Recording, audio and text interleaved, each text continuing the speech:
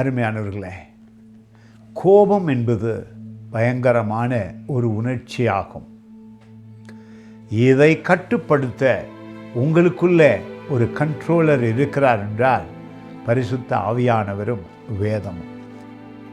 உங்கள் ஆவி, உங்கள் இருதயம் உங்களோடே பேசும் பொழுது பாவம் கூட ஓடி போகும். பாவம் செய்வதை வெறுத்து விடுவீர்கள். அந்த அளவுக்கு தேவனுடைய வார்த்தை ஞானமும் மகிழ்ச்சியும் இருக்கிறது. வேத வார்த்தை ஒவ்வொரு நாளும் அதிசயம் செய்யும். 4ஆம் அதிகாரத்திலே சங்கீத புத்தகத்திலே 4வது வசனம், நீங்கள் கோபம் கொண்டாலும் பாவம் செய்யாது இருங்கள், உங்கள் படுக்கையிலே உங்கள் இருதயத்தில் பேசிக்கொண்டு அமர்ந்திருங்கள். என்ன சொல்லுகிறது? உங்கள் இருதயத்திலே வேத வார்த்தை வரும் பொழுது நீங்கள் அவைகளை உங்கள் ஆவியிலே லிசன் பண்ண வேண்டும். அதான் வேதம் சொல்லுகிறது.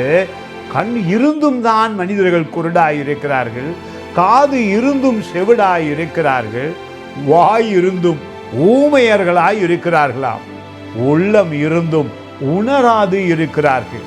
ஆனால் வேத வார்த்தையை ஒரு மனிதன் எடுத்து படிக்கும் பொழுது அவனுடைய உள்ளம் உணர ஆரம்பிக்கிறது.